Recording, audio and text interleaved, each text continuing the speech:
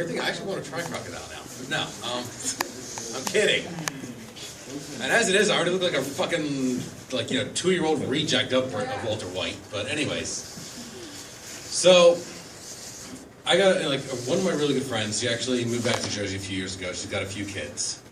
And her oldest is, she's just starting to get into temper tantrums. She ends up going to her mom, and, with her, with Thea, she couldn't be able to know how to handle it. So I decided, screw with the kid. She ends up saying, if I can't get this toy, I'm gonna die! So I said, okay, well, let's make a deal. If you die tomorrow, I'll buy you the toy. She doesn't catch on. But, yeah, that's one of those moments where you're just like, damn, that's messed up. But they're young. They need to learn how to get their heads fucked. See, some people are agreeing.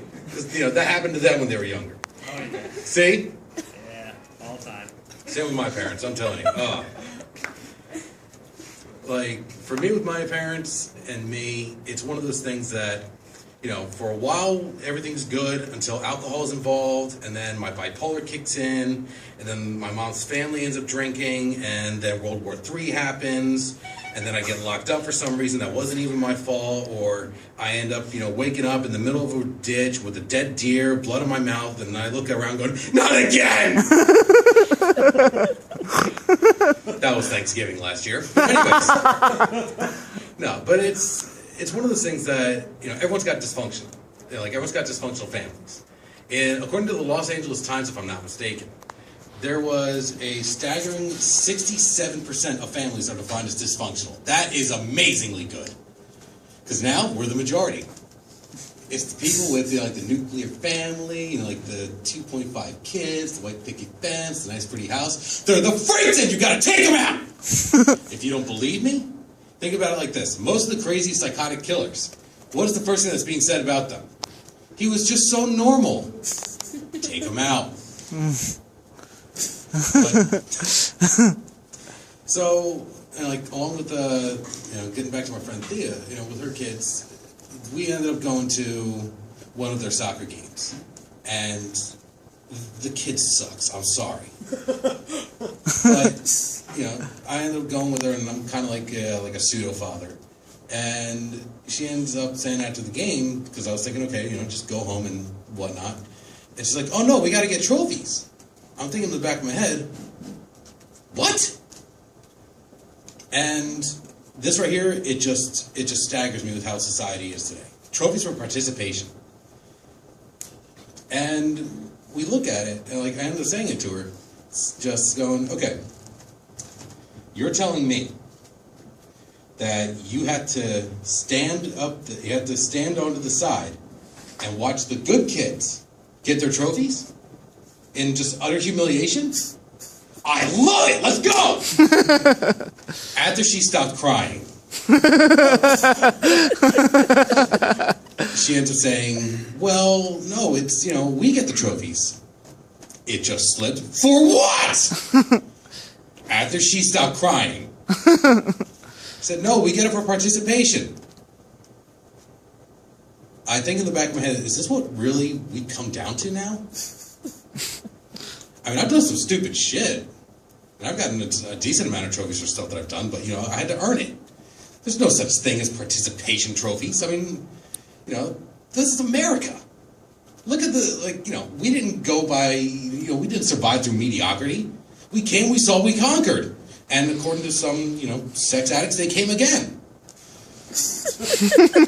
Yeah, let that run through a couple seconds. And it's just one of those things, it just got really sad. I mean, I'm at the point where I'm thinking, okay, so we've got Florida, which is the epicenter of, insanity, thanks to Post and his information, about the naked guy screaming about, I love cocaine! Then, using cocaine, it's not the same guy, right? Different guy. Okay, a different guy using cocaine as payment. Then you got around, one incident in Florida, one incident in New Jersey, and I think 1 or 2 incidents in Los Angeles about people going completely, I think it might have been a homeless person, because that would make sense then, about people going completely rabid and actually attacking people like they were zombies. This happened a couple years ago, like at least a couple years ago, if I'm not mistaken. Last big case was last year, I think. Yeah. In fact, it was in Florida. Thank you. See, epicenter of stupid shit. Like, you know, we had the magazine Weird New Jersey. I'm wondering what, like, you know, the size of Weird Florida would be like. Just like, you know, instead of it being just like, you know, like the thin magazine like we got here, it's like. Dude, Weird Florida's called the phone book.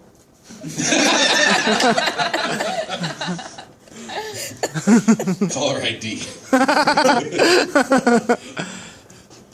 But, you know, along with that, I ended up with, at one point, I ended up getting drunk with a bunch of friends one time. And for me, I'm a nerd. I love Star Wars, love Star Trek, love Lord of the Rings, and I'm a huge fan of James Bond. My DVD collection, I call my bondage collection, just so I can make things even more awkward when people want to ask me about it. Let that run through a few minutes. Okay. And while we were watching, you know, with a bunch of my friends, we're all nerds, and so we got drunk and watched Lord of the Rings, because that's what drunken nerds do. And so we're looking at this one character, Gimli. I don't know if everybody's seen Lord of the Rings. Yes. Okay. And so Gimli is about the size of Yoda, but he sounds like Sean Connery. And my friends and I were wondering, like, okay, how did this happen? We got a ginger, Sean Connery sounding Yoda. So I ended up going, well, if you really think about it, Sean Connery being, you know, Sean Connery, he just probably grabbed Yoda, started talking dirty, and just started ramming him from behind. And Yoda liked it. Because that's what Yoda does. And one of my friends ended up saying, well, you know how to sound like from both. You know, what do you think it would have sounded like? So, probably would have sounded something like this. Yes, Yoda. Oh, yes, Yoda. I'll show the size of my lightsaber. Who's my favorite Martian? Who's my favorite Martian now?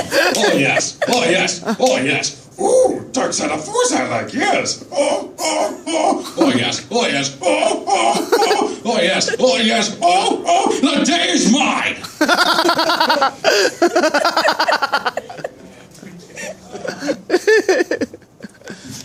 And I don't know, yeah. And I don't know if anybody remembers Don LaFontaine. He's the guy that did like the really badass voice for like the trailers of the movies. And passed away in 2007. Now, a man like that has only just that job. You can't trust him as your mechanic. You sure as hell can't trust him as your doctor. I mean, just imagine the idea of, you know, him being your doctor going, so doctor, what's the problem? You have a heart condition. You have 24 hours left to live. Your worst enemy has taken your girl. Armed with a squeegee, 2 rubber bands, and a rabid gerbil biting at your right toe. Let's fight back this fall. It just, yeah.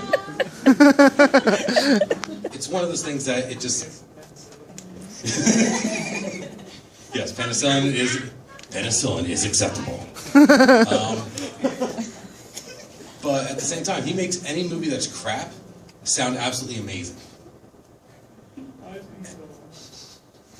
Because God takes the good people away and leaves the morons to just fuck everything up. And on that quick side note, Nick, that quick side note about the the good people going away, I honestly think that we should start taking the warning labels off of things and just let the problem suit itself, like, you know, fix itself out to just get rid of all the stupid people. See? Who's with me on that? Yeah. Come on, I want to hear some more noise about that. Damn right. All right, golf clap works. Okay. But, yeah. But, like, well, for me, I've always loved, you know, action movies, especially like the 80s. You know, like, you know, Stallone, Rambo, or, you know, Commando with Schwarzenegger, or Predator.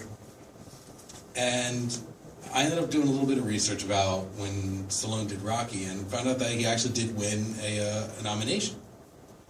And I think it was for Best Picture. And a man that sounds from, you know, like slightly inaudible to unbelievable barbarian, within just a split second, I could just imagine how that whole thing happened. Like, you know, for his acceptance speech, just going, well, I want to thank God, my mom, my dad, and everybody else!